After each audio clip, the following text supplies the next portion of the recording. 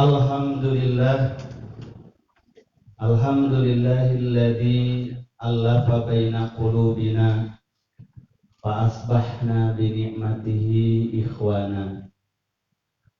Asyhadu an la ilaha illallah wahdahu la syarikalah wa asyhadu anna Muhammadan abduhu wa rasuluh arsalahu bil huda wa dinil haqq liyudhhirahu 'ala ad-dini kullihi wa kafa billahi syahida. Amma ba'du, sebada kita panjatkan puji syukur kehadiran Allah Subhanahu wa taala, di mana pagi hari ini dalam suasana yang sangat membahagiakan, cuaca yang cerah, dan Bapak Ibu sekalian juga insya Allah semuanya cerah. Saya sangat berbahagia Bapak Ibu sekalian, karena kalau di sini seakan-akan tidak ada PSBB kalau di sini. Kalau di beberapa provinsi, khususnya di DKI, memang sangat terasa sekali dampak dari COVID-19 ini, termasuk di dalam kegiatan-kegiatan keagamaan. Seperti pengajian, taklim dilakukan seperti ini masih sangat sulit. Bahkan melaksanakan Jumatan pun masih dengan pembatasan jarak yang sangat ketat. Ini menunjukkan bahwa memang tidak seluruh lokasi, situasi itu bisa disamakan. Buktinya di beberapa daerah, termasuk di daerah kita ini, di Pangungpek, alhamdulillah, karena memang kasusnya juga minim, mudah-mudahan tidak ada, dan kalaupun ada insya Allah tidak menular kepada yang lain, sehingga kegiatan keagamaan masih terus dapat dilaksanakan dengan walaupun tidak sepenuh normal, minimal setengah normal. Bapak Ibu, para jamaah yang saya hormati, saya muliakan, saya cintai, wabil khusus para pimpinan cabang Persatuan Islam dari Pangungpek ini. Pada kesempatan yang baik ini, jihad kita, karena saya diminta untuk memberi tema, mungkin karena untuk keperluan live streaming juga ya, ini di Persis TV. Sekarang memang yang paling efektif dan paling mudah penyelenggaraan informasi melalui TV adalah melalui TV live streaming yang bisa diupload ke YouTube, dan itu bisa disaksikan dan diputar berulang kali. Itu salah satu keistimewaannya Bapak sekalian. Dan alhamdulillah teman-teman dari kru TV Persis sekarang sedang meningkatkan kegiatan-kegiatan dan siarannya. Hampir seluruh kegiatan jamnya itu diliput dan disebarluaskan. Namun kalau kita melihat followernya atau pengikutnya, pelanggan dan penontonnya, itu masih dapat dikatakan minim Bapak sekalian, kalau dilihat dari jumlah jamaah kita yang sangat banyak. Umpamanya kalau tidak salah sekarang ini subscribernya ini, pelanggannya, penontonnya itu masih di angka 14 hampir 15 ribu. Padahal kita berharap insya Allah ke depan mungkin nanti bukan 14-15 ribu, tapi 150 ribu ke depan insya Allah. apalagi mungkin nanti 1, juta itu pengunggah yang menonton, kemudian men-share, membagikan dari kegiatan-kegiatan channel TV Persis ini, insya Allah. Nah, barangkali pada pagi hari ini tema kita, insya Allah Bapak sekalian, ini karena sekarang ini musim COVID, ternyata terkait dengan musim perceraian.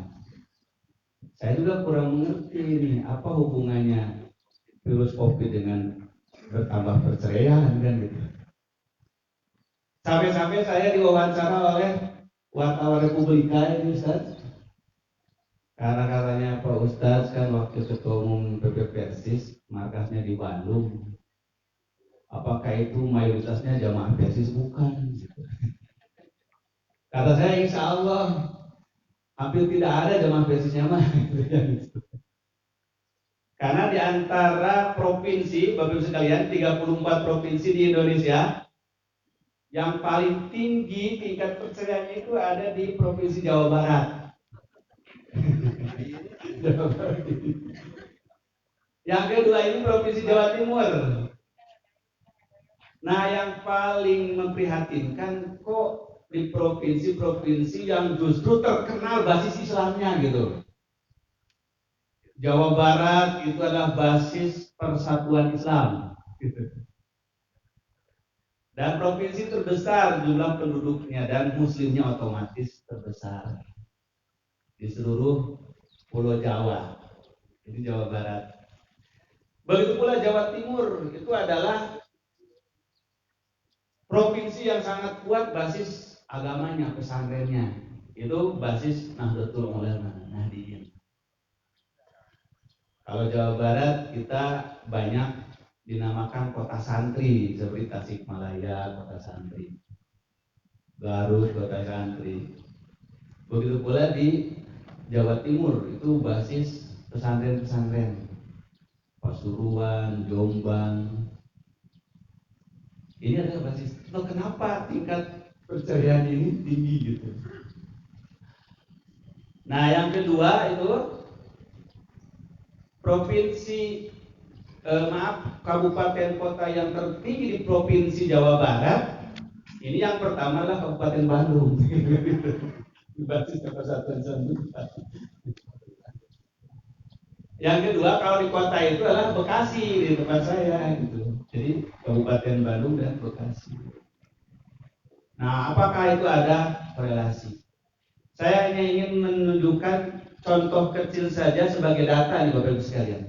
Karena memang kita sekarang di samping pengajian-pengajian yang membahas secara mendalam tentang Al-Quran dan Sunnah, kita juga sekarang ditantang bagaimana menanamkan nilai Al-Quran dan Sunnah dalam kehidupan kita sehari-hari, termasuk kehidupan keluarga.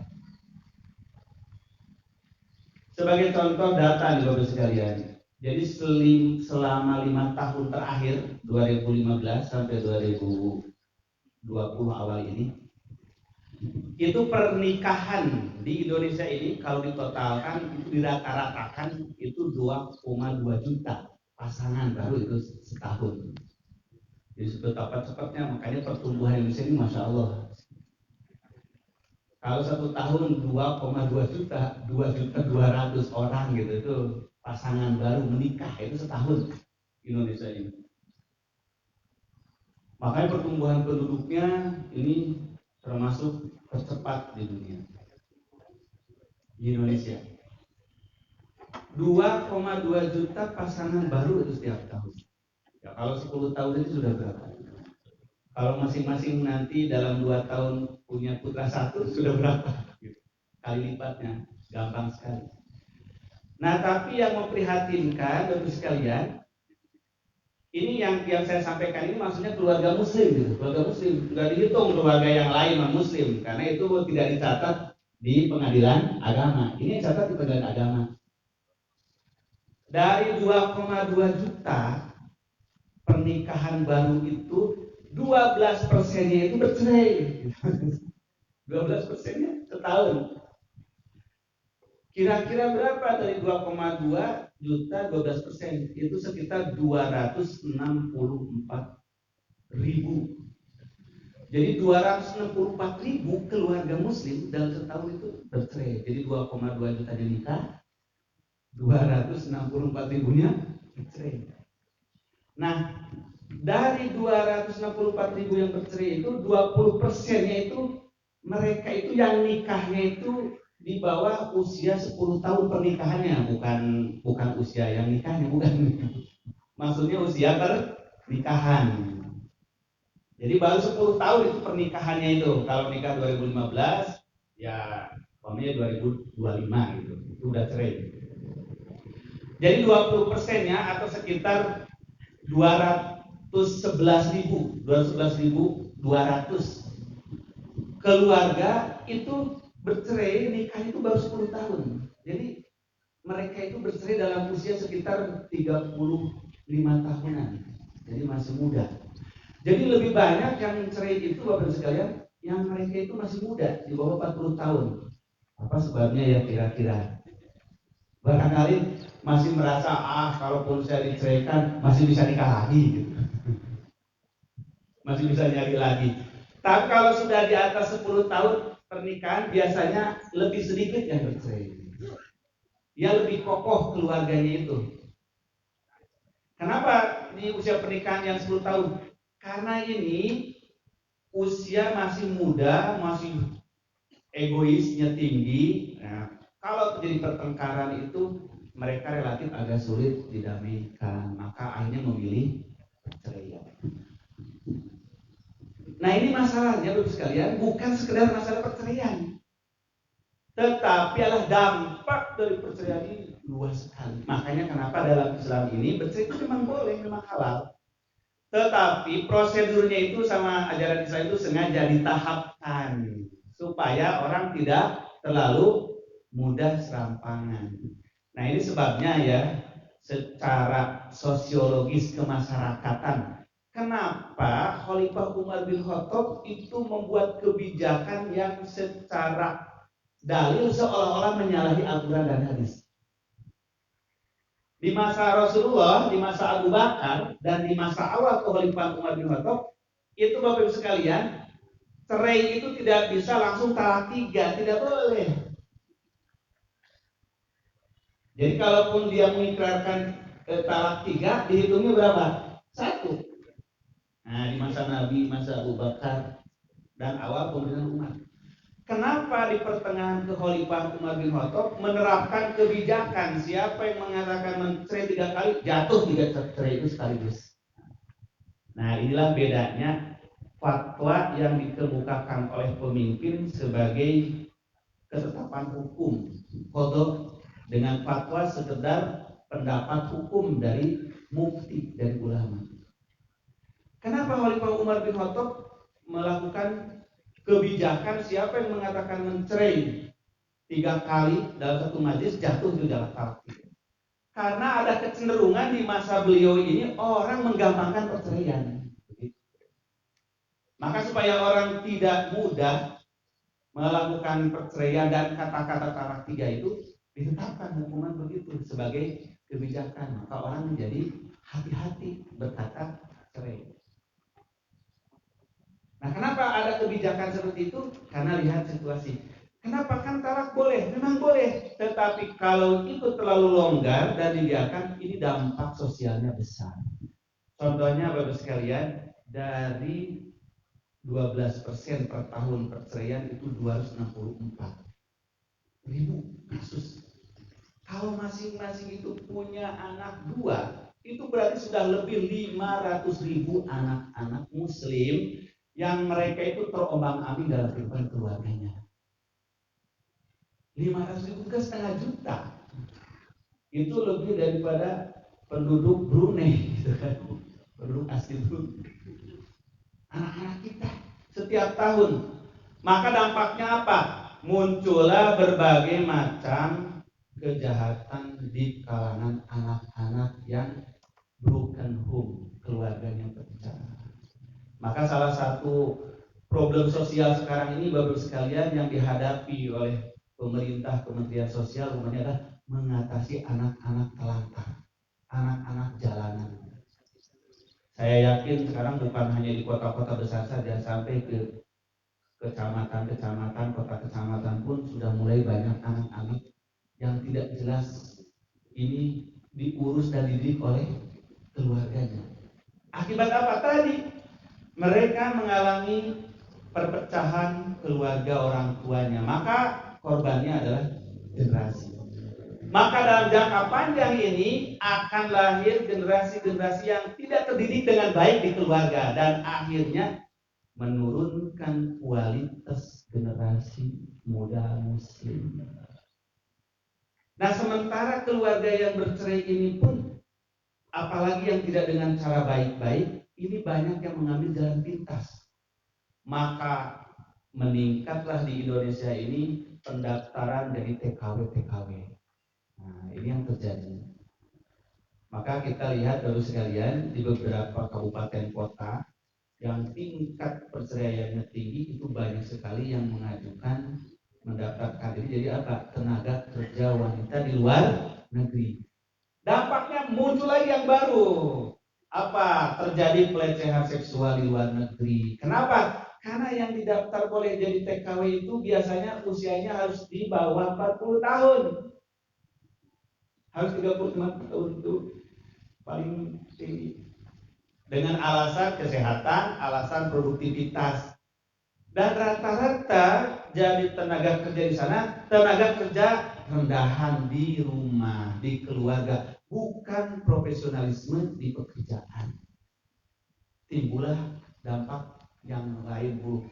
Akhirnya dari dampak keluarga yang pecah di Indonesia menjadi permasalahan internasional. Di Saudi selalu diberitakan di dunia bahwa sering terjadi pemerkosaan pembantu rumah tangga. Maka yang terjadi apa? Image buruk, citra buruk dunia Islam. Nah, ini problem sosial yang besar di kalangan kaum muslimin. Jadi memang seperti sederhana masalahnya perceraian. Perceraiannya masalah sederhana dan dibolehkan oleh Islam. Tetapi bertahap, kalau ada perselisihan, kata Al-Quran harus berdamai dulu. Bahkan kalau tidak bisa mendamaikan diri sendiri kan, Al-Quran sampai menyuruh fab'atsu hakaman min ahlihi wa hakaman min ahliha. Kirim itu ahli damai, yaitu delegasi dari pihak istri, delegasi pihak suami untuk yurida islahan yuwaffiqillahu bainahuma. Kalau berniat islah pasti Allah damaikan keduanya. Sampai begitu dan tidak mudah langsung mengambil langkah perceraian. Kalaupun menjatuhkan talak itu tidak bisa langsung putus 100%, tetapi ada masa idah untuk berpikir dulu si suami dan istri ini apakah benar-benar cerai atau balik lagi. Nah, masa idah ini adalah masa menunggu bagi istri kepastian dari suami ini benar-benar melepas atau dia menyesali balik lagi. Makanya timbullah rujuk, tidak perlu akad lagi.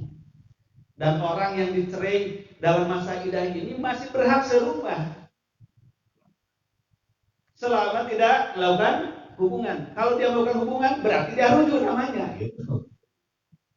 Itu dalam ajaran Islam sampai sedemikian rupa. Makanya kenapa ada hadis walaupun tidak sahih, hadis Abu Daud itu sangat populer di kalangan para fuqaha.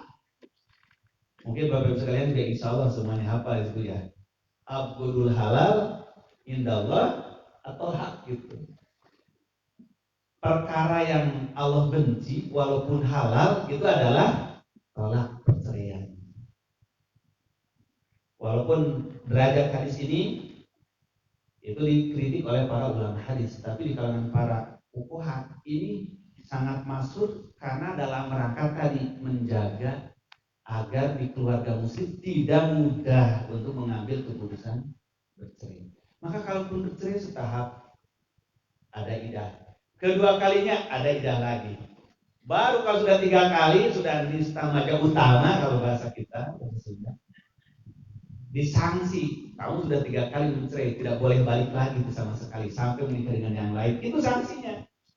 Jadi pada hakikatnya Islam itu tidak menyukai adanya perceraian. Selama masih bisa diislahkan, masih bisa diikat. Kenapa? Karena Bapak sekalian, keluarga ini adalah labinatul ula fi bunyanil mujtama. Itu adalah batu bata dari bangunan masyarakat muslim.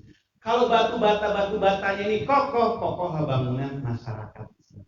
Tapi kalau batu bata ini keropos, rapuh bangunan Islam. Itu filosofinya. Nah, sebab itu karena problem keluarga ini adalah berdampak luas kepada kehidupan sosial, bahkan kehidupan ekonomi, bahkan kehidupan politik, karena itu jadi citra buruk negeri muslim di dunia. Akhirnya muncullah orang-orang berpikir liberal. Ternyata berkeluarga mending kayak di barat saja gitu. Mereka itu perkawinan itu betul-betul matang. Makanya tidak sembarang nikah, karena sekali nikah nggak boleh cerai lagi. Sebab itu banyaklah orang mengambil cara hidup kumpul kebo dulu, nanti udah kakek-kakek baru nikah.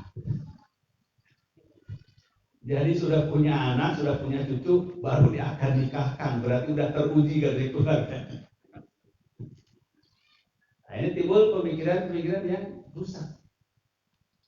Islam tidak menyukai perzinaan, mengharamkan sifat perkumpul keboan dan lain sebagainya.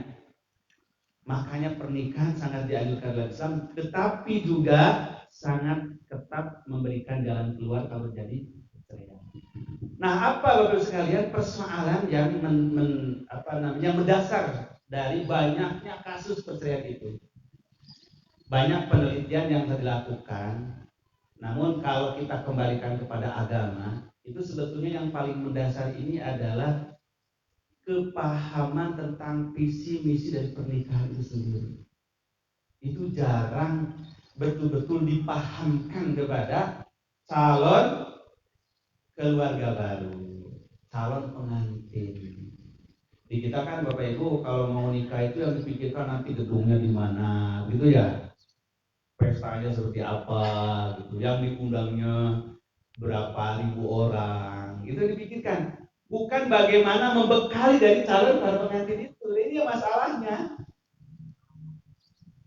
Sehingga baru mendengar ayat tentang wa min ayatihi an khalaqakum min anfusikum azwaja litaskunu ilaiha, itu ya waktu di pelaminan itu diberi khutbah oleh ustaz.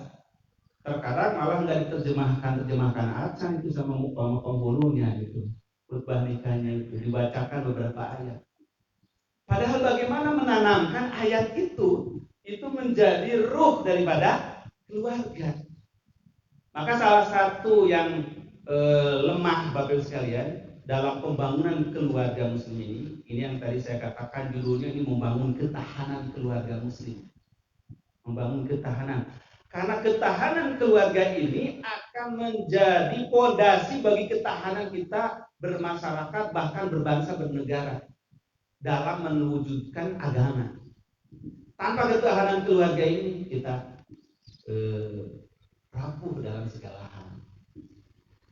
Nah, maka di dalam ajaran Islam ini yang paling pertama ditanamkan kepada calon-calon pengantin ketika akan melangsungkan akad pernikahan, ini adalah misi dari pernikahan itu. Nilai-nilai ruhiyah, nilai-nilai diniyah, nilai spiritual, nilai agama tentang pernikahan. Salah satunya ada ayat tadi. Wa min ayatihi an khalaqalakum min anfusikum azwaja. Wa min ayatihi, dan di antara tanda ayat kebesaran Allah. Ayat itu apa sih Bapak Ibu sekalian? Ayat itu kalau bahasa asalnya adalah bagian yang meninggi dari tanah yang datar. Jadi dari manapun itu terlihat. Maka ayat artinya ciri, simbol, tanda.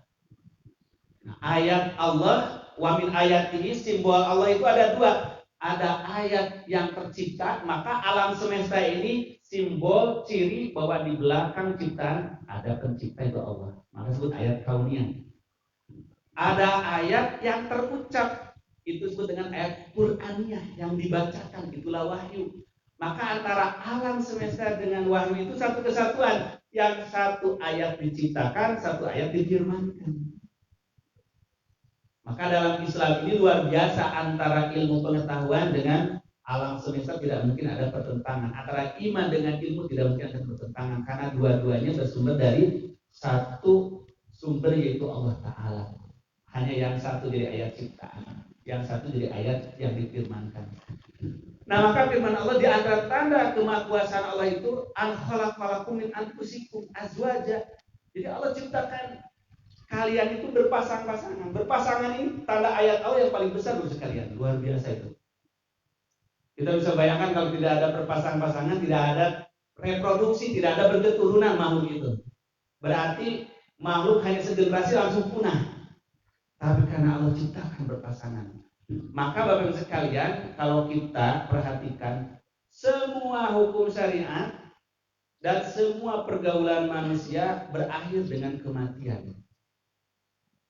Umpamanya hukum sholat, saum, zakat, haji. Kalau kita sudah meninggal di akhirat, masih perintah sholat nggak?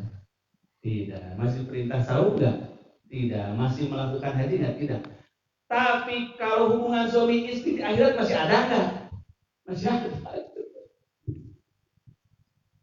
Jadi walaupun di akhirat nanti kebutuhan manusia berkeluarga, kebutuhan manusia menikah terus ada. Makanya kenapa disebutkan di Al-Quran itu bidadari.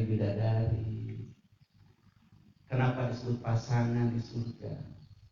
Azwajan mutaqabilin, berpasang-pasangan berhadap-hadapan. Jadi di antara tanda ayat Allah yang besar bagi hidup manusia ini ada adanya pernikahan. Sholat, saum, zakat berakhir dengan kita meninggal, tetapi kita di akhirat masih tetap butuh nikah, butuh berpasangan. Min ayati an khalaqalakum min anfusikum azwajan. Allah menciptakan pasangan itu dengan kalimat khalaqa.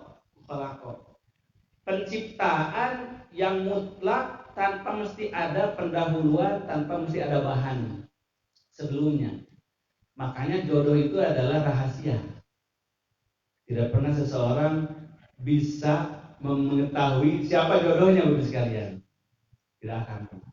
Itu adalah rahasia Allah Ta'ala. Bahkan kalau seorang memikirkan, kenapa ya saya akan bisa berjodoh dengan kamu, itu rahasia dari Allah. Itu semuanya adalah ketetapan Allah yang tidak diketahui manusia. Maka diantaranya adalah pernikahan. Kalimatnya khalaqo.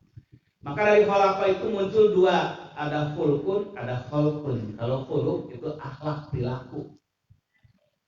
Apa yang muncul dari perilaku badan kita itu namanya khulqun, jamannya akhlak.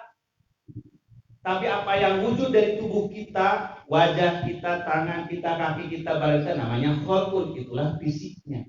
Nah, dalam kehidupan keluarga ini tidak bisa kita hanya mengandalkan fisik saja. Kecantikan itu berakhir,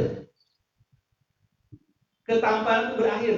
Kalau orang menikah hanya karena dasar cantik, hanya dasar ganteng, hanya berapa tahun bertahan. Maka lihat betapa Bapak Ibu sekalian banyak kaum selebritis yang tampan, gagal, cantik, pacarannya heboh 3 tahun, begitu nikah 3 hari langsung cerai. Kenapa? Karena spiritnya apa? Khulqun, bukan khuluqun. Hanya memikirkan kesenangan fisik, ciptaan jasmania, biologis, tapi kosong dari khulqun, akhlak berkeluarga, akhlak berpasangan hidup. Makanya Rasulullah kenapa mengatakan kamu bisa saja menikah itu karena semangat hartanya, kecantikannya, keluarganya. Tapi kata Rasulullah, fatfar bidatidin, akhlak yang menentukan. Karena akhlaknya tidak akan usang. Bahkan mungkin makin lama usia pernikahan, makin mulia akhlaknya, makin kokoh ikatan keluarganya. Nah, ini ayat itu visi pernikahan yang luar biasa dalam Al-Quran. An khalaqalakum min anfusikum azwaja. Jadi pasangan itu adalah rahasia Allah. Karena itu jangan seseorang menyepelekan, mengabaikan, menganggap mudah mencari pasangan itu, mencari jodoh itu. Tapi itu bagian dari ayat Allah. Litaskunu ilaiha, agar kalian tenang. Dari sakana yaskunu timbul dua kata, yaitu maskana itu rumah. Yang kedua sakinah itu damai. Maka dalam kehidupan keluarga ini yang harus dibangun adalah rumah dan kedamaian. Ada orang rumahnya luas, lega, tapi damainya nggak ada. Yang terjadi apa? Indah bangunan rumahnya, di dalamnya harmonika terus, ribut terus. Kayak rumah sakit. Kan rumah sakit sekarang Bapak Ibu yang indah-indah kan? Wah, megah-megah. Tapi dalamnya siapa? Orang sakit semua. Orang sakit semua. Itu namanya maskana. Masakin. Rumah. Dalam keluarga ini memang rumah penting. Tetapi yang lebih penting lagi adalah sakinah. Kedamaiannya, ketenangan.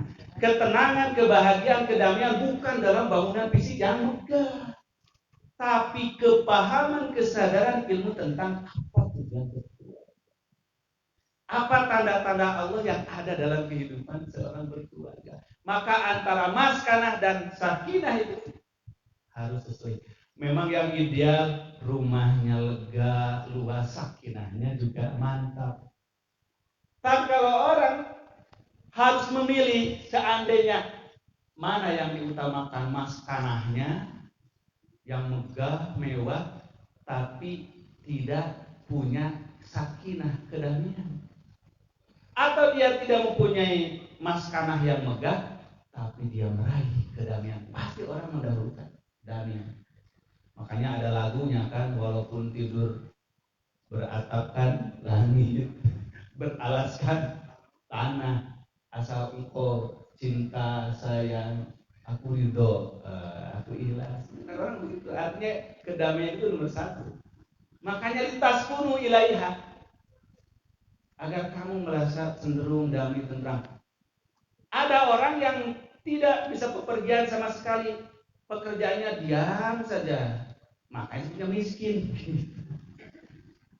Ada sakinah, ada maskanah, ada miskin. Karena saking tenangnya nggak pernah kemana-mana. Sudah cukup segala. Ini kalimat dari litaskunu ilaiha. Wa ja'ala bainakum mawaddatan wa rahmah. Lalu Allah jadikan bagi kalian mawaddah wa rahmah. Mawaddah ini dari wadah ya wadu. Al-wadud itu adalah salah satu sifat Allah, Maha Pencinta Allah itu. Wadud itu kecintaan yang bersifat hubungan timbal balik. Kalau makhluk taat kepada Allah, soleh, patuh, Allah sangat cinta kepada itu, namanya Al-Wadud.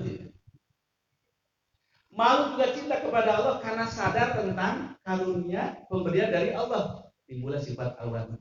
Maka mawaddah itu kecintaan tidak bisa sepihak Bapak Ibu sekalian. Tapi kecintaan yang lahir dari dua belah pihak. Istri yang solehah, yang tenang, yang membahagiakan suaminya, maka membuat suami pun makin sayang. Suami yang tanggung jawab, yang baik pada istri, yang mengayomi, melindungi istri pun makin sayang kepada itu mawaddah. Dan mawaddah itu salah satunya adalah didukung oleh tadi apa? Faktor kholqun. Makanya Rasul mengajarkan suami harus selalu dandan rapi, wangi di hadapan istri juga begitu. Itu untuk mawaddahnya. Tapi mawadah ini yang muncul dari kecantikan, ketampanan terbatas waktu. Seiring dengan usia, maka berkurang mawadah, yang muncul adalah rahmah. Coba Bapak Ibu sekalian yang sekarang usianya sudah 60 tahun, 70 tahun. Kalau ditinggalkan rohnya sama istrinya, sehari, 2 hari belum terlalu kehilangan. Udah seminggu saya istri kemana? Udah mulai bingung kemana ini istri. Bahkan terkadang mungkin sehari tidak bertemu karena istrinya di pengajian, bapaknya juga di taklim, sampai rindu. Tapi kalau sudah rindu cuma nanyain doang. Ibu kemana aja sehari ini? Nggak kemana-mana. Bapak emang ada apa? Enggak, cuma nanya aja. Cuma nanya aja.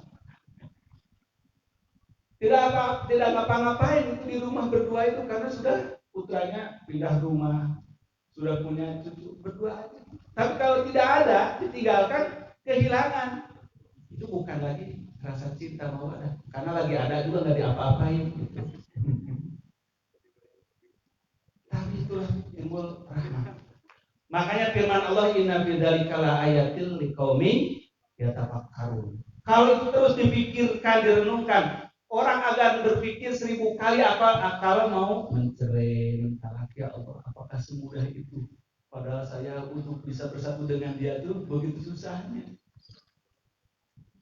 Tetapi sekarang setelah bersatu hanya dengan perselisihan sedikit, pertentangan sedikit, lalu main cerai saja. Inna fi dzalika laayatil liqaumin. Nah, Bapak Ibu sekalian, saya kira menghadapi fenomena seperti ini, memang kita harus semakin meningkatkan ketahanan keluarga melalui nilai-nilai pendidikan agama yang benar. Di antaranya, yaitu visi misi keluarga dalam ayat-ayat Al-Quran itu harus menjadi bagian dari tema-tema kajian kita, taklim kita. Saya yakin dan saya berharap insya Allah keluarga Jamiah Persatuan Islam itu adalah paling sedikit, paling minim yang terjadi perceraian. Itu pun kalau terjadi mungkin sudah tidak bisa didamaikan oleh ustaz, sudah tidak bisa lagi diislahkan oleh ustaz.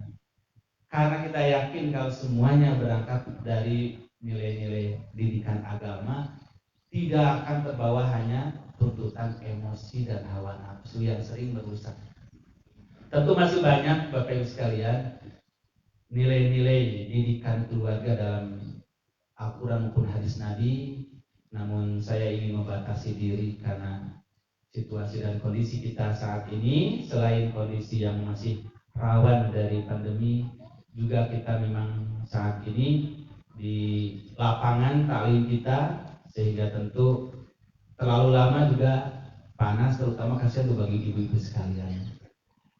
Saya bukan kurang sono, kurang kangen ke Bapak Ibu sekalian di kesempatan yang baik ini, namun saya memahami dan memaklumi bagi para jamaah sekalian, khususnya yang ada di belakang, cuaca pagi ini cukup cerah sehingga di pagi seperti ini sudah terasa sangat panas.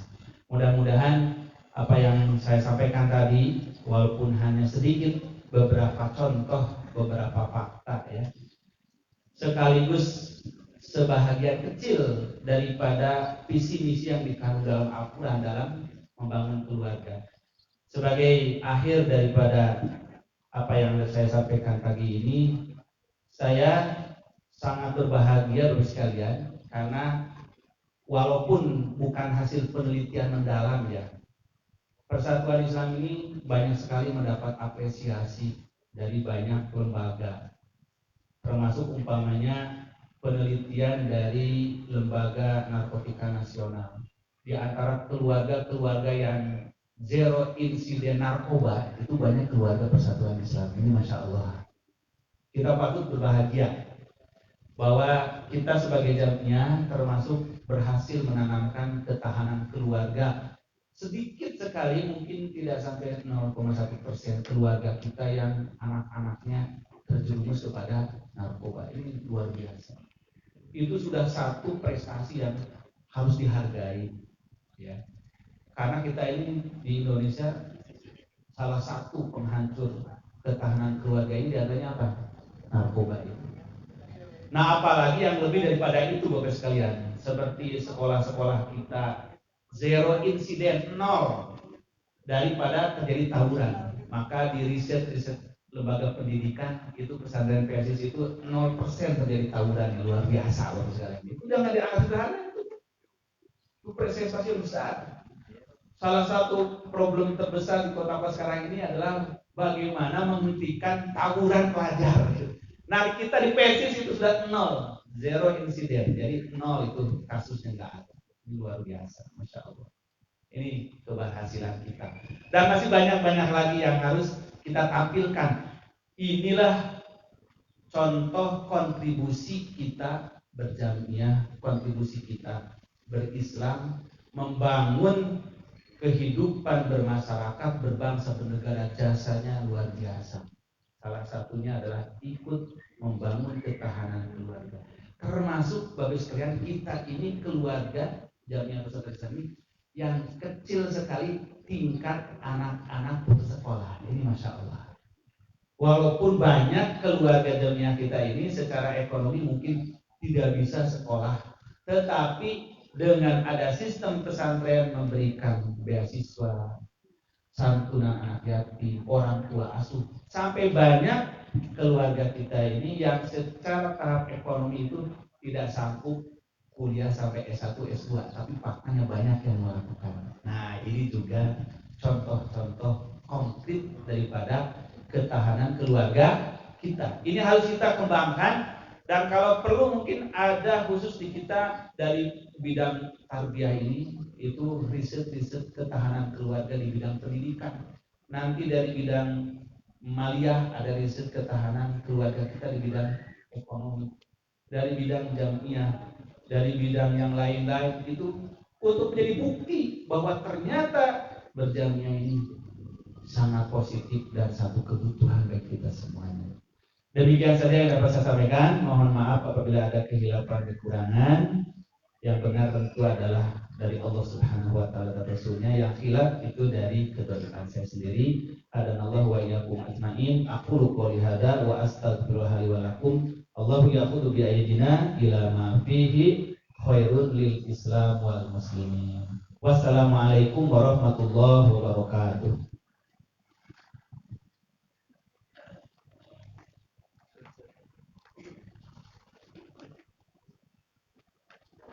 Alhamdulillah, jazakallah khairan ka Ustaz. Parantos maparingan tausiah ka urang sadaya. Tiba-tiba rahimahumullah rupina jadi dipikirkan begitu ku tasgil ke kanggo pembinaan calon pengantin. Jadi insyaallah bener rupina kayak di emotkan supados persis jadi pelopor itu untuk pencegahan gitu, terjadinya perceraian. Tiba-tiba rahimakumullah atau sebenarnya badan asmana pimpinan cabang ngahaturkeun jazakumullah khairan ka anu parantos maparinan konsumsi kanggo kegiatan pengajian ieu. Tiba-tiba rahimakumullah aya hal penting rupina ya peryogi diperatoskeun oge aya ralat jadwal salat dina almanak persis anu 1442 Hijriah.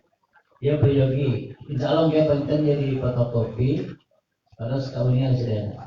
Jadi ayat data jadwal sholat sasi April, eta harusnya untuk Mei. Anu Mei untuk Juni, Juni untuk Juli, dan Juli untuk April. Ayo priyogi penting insya Allah kayak di